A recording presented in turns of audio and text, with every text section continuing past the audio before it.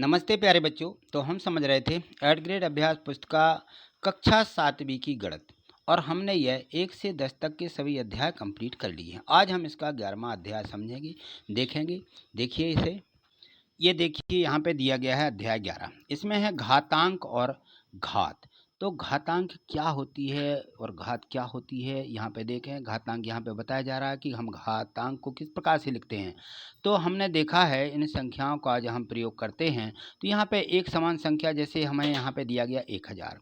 अब यदि ये हम 1000 के गुणनखंड तोड़ें तो ये 10 के रूप में इस प्रकार से समान संख्या में टूट करके आते हैं। 10 गुणे 10 गुणे 10 3 बार, है ना। तो ये प्रत्येक संख्या पर 1 की घात होती है, वो दर्शाई नहीं जाती है। ये हम पहले पढ़ चुके हैं घातांक के नियमों से। तो 10 पर कितनी घात आ जाती है? 3। तो ये जो 10 पर 3 की घात आई है, इसको इस प्रकार से बोला जाएगा कि आधार यहाँ पर 10 है, बेस, ठीक है ना। और घातांक क्या है? घातांक यहाँ पर 3 है, ठीक है। यहाँ पर 4 गलत लिखा, 3 है। 3 घातांक कहलाता है। 10 आधार 3 को घातांक बोलते। घातांक माने घात का अंक, और घात कितनी है? 10 के ऊपर 3 की घात, ऐसा पढ़ा जाता है इस पर। तो घात 3 है और 3 एक अंक है, ठीक है ना। तो उसको बोलते हैं घातांक। आधार के ऊपर कोई एक अंक लिखा रहता है, उसको घातांक बोलते हैं। चलिए यहाँ पर देखें तो ये संख्या दी गई है। यहाँ पर ऋण 1 पर 5 की घात लगी हुई है, तो हमारा इसका मतलब है कि ऋण 1 का 5 बार गुणा, इस प्रकार से लिखा जाएगा। ऋण 1 पर 3 की घात है, तो ऋण 1 को हम जो है 3 बार गुणा के रूप में लिखेंगे, और यहाँ जाएगा ऋण 1। किसी भी संख्या पर विषम की घात होने पर यदि ऋण की संख्या है तो हमेशा वह ऋण की ही संख्या प्राप्त होती है। और यह बार बार परीक्षा में यह पूछे जाते हैं कि ऋण 1 पर 4 की घात धन 1 प्राप्त होगा, ऋण 1 पर 2 की घात यह 1 प्राप्त होगा। तो सम संख्या की घात धनात्मक आ जाती है, विषम संख्या की घात ऋण आ जाती है, ठीक है। तो इससे यह हम अच्छे से निष्कर्ष निकाल सके हैं कि संख्यात्मक घात हमेशा सम होती है और इनके परिणाम हमें धनात्मक प्राप्त होते हैं, और विषम संख्या जो होती है उसकी घात विषम संख्या होने पर इनके परिणाम ऋणात्मक संख्या प्राप्त होती है। तो इस प्रकार से यहाँ पे ये दिया गया है, ठीक है। चलिए यहाँ देखिए, घातांकों के कुछ नियम दिए गए हैं। इन नियमों को हमें याद रखना है और इसको समझना भी है। तो यहाँ देखिए एक नियम यहाँ पे दिया गया है कि यदि हम घातों को इस प्रकार से जोड़ते जाते हैं तो उनका शून्यतर जो पूर्णांक प्राप्त होता है, यदि a पर m की घात है गुणित n पर a पर n की घात है, तो आधार देखिए समान होते हैं, और घातांक यहाँ पे m यहाँ पे n है, ये ठीक है ना। तो m और n दोनों क्या होते हैं? जुड़ जाते हैं। ये सूत्र बन गया। इस सूत्र को हमें याद करते हुए चलना है, याद रखना है, ठीक है। चलिए आगे चलिए। यदि संख्या पर यदि मान लीजिए हमें गुणा की जगह पर भाग करते हैं तब क्या होता है? यदि हम गुणा की जगह पर भाग, इस प्रकार से यहाँ गुणा था a पर m की घात गुणित a पर n की घात, तो दोनों जुड़ गए। और यदि मान लीजिए a और m यदि इस प्रकार से हैं कि a पर m की घात भागित a पर n की घात भाग में है, तो a पर दोनों क्या होते हैं? एक दूसरे में से घट जाते हैं। ये यहाँ पर देखिए ये बताया जा रहा है। ये a पर m की घात भागित a पर n की घात बराबर a पर m ऋण n की घात, ठीक। तो इसको याद रखना है। ये दोनों सूत्र हैं। इसके आगे और भी इस प्रकार से सूत्र दिए गए हैं। तो इन सभी सूत्रों को हमें जितने भी यहाँ पे दिए गए हैं इनको याद रखिए। यहाँ पे देखिए यह सूत्र दिया गया व्यापक रूप में, a पर m की घात और बाहर n की घात दोनों का गुणा होकर mn की घात इस प्रकार से लग जाती है, ठीक है। अब यहाँ देखिए अगला सूत्र दिया गया है कि यदि इस प्रकार से a पर m की घात b पर m की घात, घातें समान हैं आधार अलग अलग हैं, तब क्या होता है? यानी इन पे जो घात होती है दोनों पर m की घात कोष्ठक के बाहर इस प्रकार से लिख दी जाती है। तो इसको भी हमें क्या करना है? याद रखना। इस प्रकार के जो हमें यहाँ पे सूत्र दिए गए हैं। और आगे देखिए तो एक और बहुत अच्छा सूत्र हमें यहाँ पे मिल रहा है, और इसको हमें याद रखना है क्योंकि परीक्षा पूछा जाता है कि a पर शून्य की घात बराबर 1 होता है, ठीक है ना। ये हर जगह किसी भी संख्या पर यदि शून्य की घात है तो उसका मान 1 होता है। देखिए यहाँ पर बताया जा रहा है कि यदि 4 पर शून्य की घात है तो हम 1 लिखेंगे। 4 पर शून्य की घात का मतलब 1। ये हम इस घातांक के नियम से आगे हमें इस प्रकार से संख्या दी हुई मिलेंगी, तो इनको हमें इस प्रकार से लिखना है। यहाँ से देखिए बहुविकल्पीय प्रश्न दिए गए हैं, तो यहाँ पे समझिए। अब इनको देखें, यदि 5 पर 7 की घात है तो 5 पर 7 की घात में घातांक क्या होगा? 7 क्या होगा? ये घातांक है, तो 7 यहाँ पे लिख देंगे। किस में दिया है? सी वाले ऑप्शन में। सी है यहाँ पे, सी वाला हम गोला भर देंगे। 9 पर 5 की घात में आधार 9 है, तो यहाँ पे हम बी वाले ऑप्शन को लिखेंगे, बी 9, और यहाँ पर बी वाला ऑप्शन का गोला भर देंगे। ठीक है।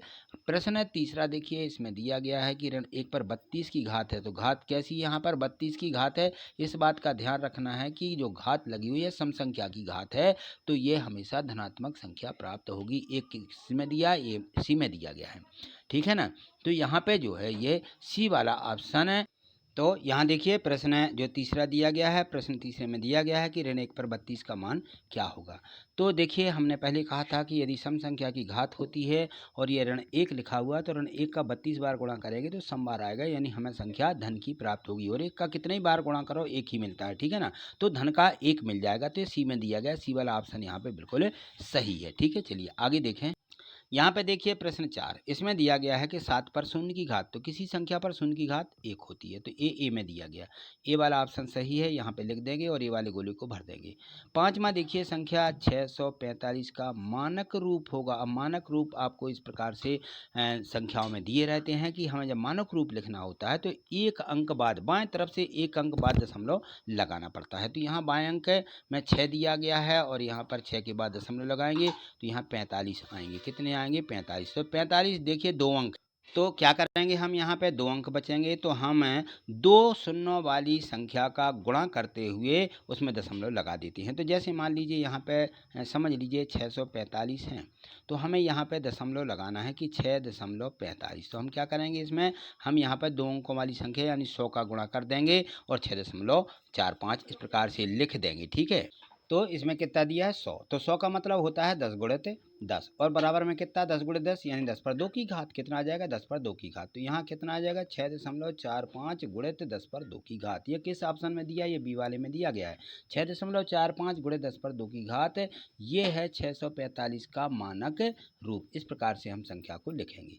चलिए अगला प्रश्न दिया गया है, यहाँ पे देखिए छठवां प्रश्न, इसमें दिया गया है कि 128 है को 2 की घात के रूप में लिखिए। तो 128 के सबसे पहले हम क्या करेंगे, इस प्रकार से अभाज्य गुणनखंड विधि द्वारा यहाँ हम गुणनखंड कर लेंगे। तो इस प्रकार से 2 का भाग लगाते हुए 2 का भाग 128 में 64 आएगा, फिर 2 का 32 आएगा, फिर 2 का 16, फिर 2 का 8, फिर 2 का, इस प्रकार से भाग लगाते जाएंगे और 2 2 के देखेंगे कितने गुणांक हुए। 1 2 3 4 5 6 7 गुणांक हुए, तो 2 पर कितने की घात आ जाएगी? 7 की। ठीक है। तो 2 की घात के रूप में 128 को इस प्रकार से लिखा जाएगा, 2 पर 7 की घात। ठीक। यहाँ देखें बी में दिया गया है कि इसको प्रसारित रूप में लिखिए।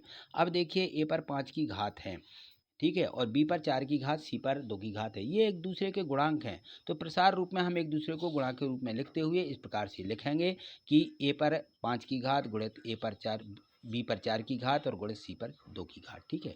अब ए पर 5 की घात है तो ए का 5 बार गुणा लिख दें, बी पर 4 की घात है, बी का 4 बार गुणा और सी पर 2 की घात है तो इस प्रकार से 2 बार लिखेंगे। बस ये हमारा उत्तर हो जाएगा। ये प्रसारित रूप हो गया।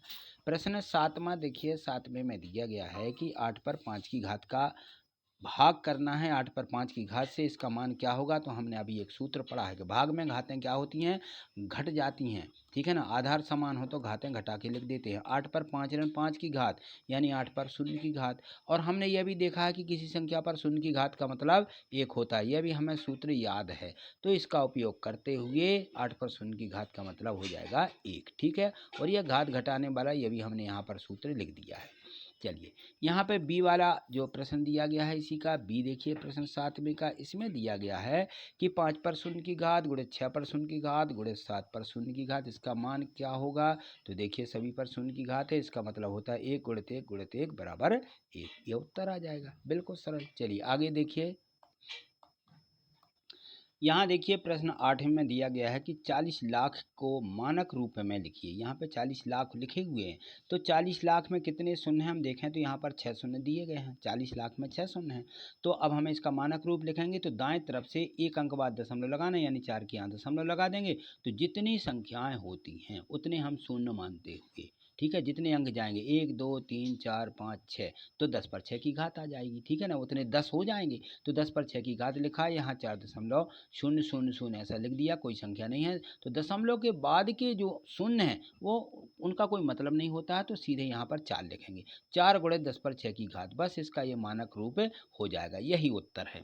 प्रश्न 9वां देखिए, 3 पर 3 की घात और बाहर से 3 की घात है, तो ये भी हमने सूत्र पढ़ा है। इस प्रकार से देखिए सूत्र लिख देना है, ए पर एम की घात गुणित एन की घात बराबर एम एन की घात, दोनों का गुणा करिएगा, 3 तिरका 9 आ जाएगा, 3 पर 9 की घात। इस प्रकार से ये इसका उत्तर हो जाएगा। चलिए अगला प्रश्न देखिए, यहाँ पर 10वां प्रश्न है।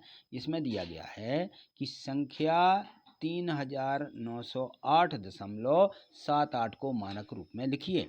तो अभी हमने देखा कि मानक रूप किस प्रकार से लिखे जाते हैं। यहाँ जो संख्या है, इस संख्या को पढ़ना दशमलव के बाद, तो ये देखना कि दशमलव हमारा बाएं तरफ कितने अंक खिसक रहा है।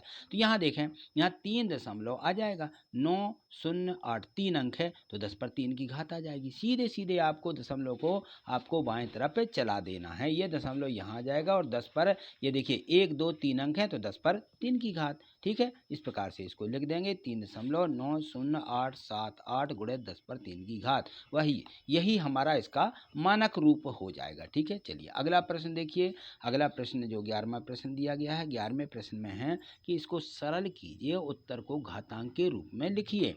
यहाँ पे देखिए, तो प्रश्न जो 11 है, इसको सरल इस प्रकार से करना है। संख्या दी गई है, यहाँ पे सूत्र लगाते हुए इनका सबका हम सूत्र लगा देंगे। 3 का 3 में गुणा, ठीक है ना, तो कितना आ जाएगा, 3 का 3 में गुणा 9 आ जाएगा, 2 पर 9 की घात गुणित 3 पर 9 की घात गुणित 5 पर 9 की घात, ये दिया गया है। तो यहाँ पर देखें घातें कैसी हो जाती हैं, समान घातें हैं, आधार अलग अलग दिए गए हैं, तो इन सब का गुणा, घात को हम एक बार लिखेंगे इस प्रकार से कोष्टक बनाते हुए। एक सूत्र होता है, इस सूत्र के आधार पे ही, तो यहाँ हम बाहर 9 की घात लगा देंगे और यहाँ पर 2 गुणित 3 गुणित 5 इनका गुणा करेंगे, 5 3 15 15 दूनी 30, 30 पर 9 की घात आ जाएगी। ठीक है, 12वां प्रश्न समझिए। 12वें प्रश्न में दिया गया है, इन सभी प्रश्नों को अच्छे से समझते चलें।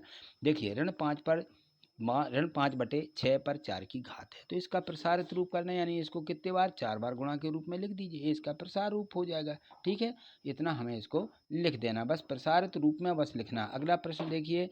अगला प्रश्न दिया गया है, प्रश्न क्रमांक यहीं तक दिए गए हैं। इसमें कितने हैं, 12। 12 के आगे जो प्रश्न थे वो नहीं दिए गए, सिर्फ 12 प्रश्न दिए गए हैं इसमें।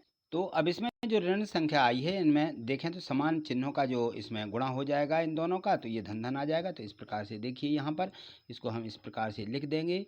देखिए ये संख्या किसकी हो जाती है, धन की, और ये प्रसारित रूप में हो जाएगी 5 गुणित 5 गुणित 5 गुणित 5 और बटे में 6 गुणित 6 गुणित 6 गुणित 6। इस प्रकार से हमें इसको लिखना है। चलिए अगला प्रश्न देखिए। प्रश्न क्रमांक जो 13वां दिया गया है, इसमें है कि 27 गुणित 27 गुणित 27, इसके लिए आधार 3 लेते हुए घातांक के रूप में लिखिए। तो 27 गुणित 27 गुणित 27 ये हम लिखेंगे और 27 के हम यहाँ गुणनखंड करके देखेंगे, अभाज्य गुणनखंड आ जाएंगे इस प्रकार से। तो यहाँ देखें तो 3 का हम भाग देते जाएंगे, तो इस प्रकार से हमारे 3 गुणनखंड आ जाएंगे। तो प्रत्येक 27 के 3 3 गुणनखंड इस प्रकार से हमें लिख देना है ऐसे।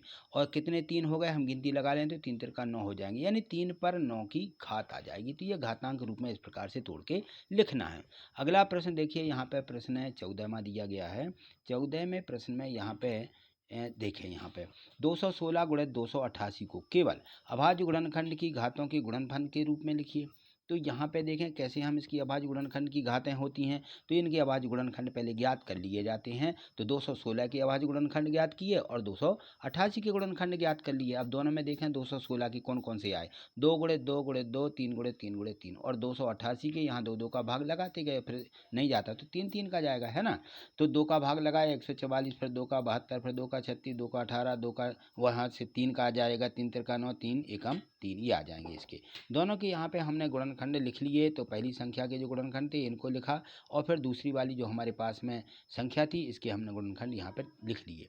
अब देखेंगे कितने 2 आए, 1 2 3 4 5 6 7 8, 2 पर कितने की घात हो जाएगी, 8 की घात। 3 कितने आए, 1 2 3 4 5, तो 3 पर 5 की घात। बस ये घातांक रूप में 2 और 3 की घात के रूप में यह परिवर्तित हो जाएगा। 2 पर 8 की घात गुणित 3 पर 5 की घात को हम 216 और 288 को अभाज्य गुणनखंड के रूप में इस प्रकार से लिख सकते हैं। अगला प्रश्न देखिए, प्रश्न 15वां दिया गया है। इसमें सरल कीजिए, क्या करना है, अब इसको हमें इसको हल करना है। तो सीधे सीधे इनको हल कर सकते हैं। देखिए, तो हल करने के लिए कुछ नहीं है, इसकी विधि भी होती है, जैसी अभी हमने लगाई है। तो हमने यहाँ पे देखें 12 जो संख्या आ रही थी, 12 के गुणनखंड कर लिए, 27 के गुणनखंड और 9 के गुणनखंड इस पर हमने तोड़ लिए। जो बड़ी संख्या 12 27 9 इनके गुणनखंडों के रूप में हमने तोड़ करके लिख लिया, ताकि हमें आगे दिक्कत ना हो।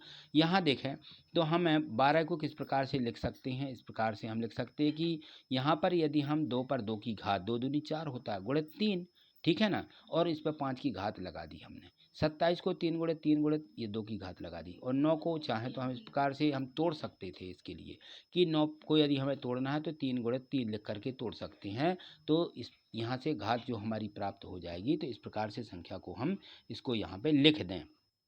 इसको 3 को सीधा लिख दीजिए, चाहे तो 9 पर ये 5 की घात है, तो 9 पर 5 की घात ये कहाँ जाना है, ये हमने देखिए यहाँ पर नीचे, यहाँ पर 9 पर 5 की घात है, यहाँ 9 पर 2 की घात है, 9 पर 4 की घात है। तो जो हमारा सूत्र होता है कि भाग वाली संख्या में नीचे हो या ऊपर ले जाएं, तो यह घातें क्या होती हैं, 9 पर 5 की घात है, नीचे 9 में से 4 की घात में से 5 की घात को घटा करके यहाँ पर लिख दिया है और 2 की घात को जोड़ दिया। तो यहाँ आप अच्छे से नहीं समझ पा रहे हैं, ज़रा इसको फिर से समझिएगा। तो देखिए यहाँ पे ये 9 पर 5 की घात है, ये अंश में है, और बटे में देखें आधार ये 9 है और ये आधार 9 है। तो ये 2 की घात को इस 4 में हम जोड़ देंगे। सबसे पहले तो जोड़ दीजिए, और अंश की घात नीचे आएगी तो घट जाएगी। तो यहाँ पर हमने घटा करके और जोड़ करके इस प्रकार से लिखा, 9 पर 4 धन 2 ऋण 5 की घात, यानी जो यहाँ पे 9 थे अब यहाँ 9 नहीं बचेंगे, ठीक है ना। और बाकी संख्याओं को इस प्रकार से लिख दिया। तो अब यहाँ पे देखें 4 और 2 6, 6 में से 5 जाएंगी, 1 बचेगा, यानी अकेले बच जाएंगे यहाँ पे 9। और बाकी संख्याओं को यहाँ हम घात के रूप में लिखते हुए 5 दूनी 10, 2 पर 10 की घात, 3 पर यहाँ देखें तो 5 की घात आ जाएगी। ये इस प्रकार से तोड़ करके लिखना है।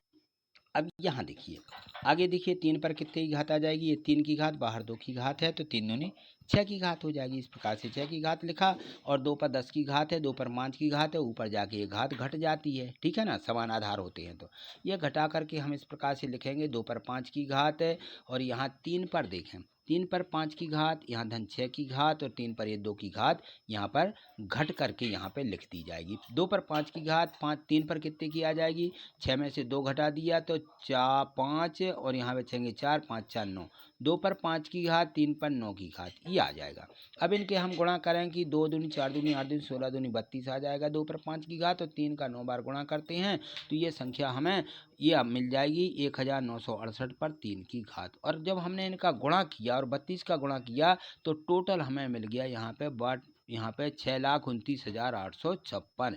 ये हमारा उत्तर यहाँ पे मिल जाएगा। तो हमें 1968 का 3 बार गुणा करना है, और जितना उत्तर आया उसमें 32 का गुणा करिए, आपको ये उत्तर यहाँ पे मिल जाएगा। ठीक है, तो आज इतना ही, मिलते हैं अगली वीडियो के माध्यम से। आगे देखने के लिए चैनल सब्सक्राइब करके रख ही लिया होगा, और प्रत्येक वीडियो को लाइक भी करना है। तो मुझे पूर्ण विश्वास है कि सभी प्रश्न आपको समझ में आ ही गए होंगे। ठीक है, थैंक यू, धन्यवाद।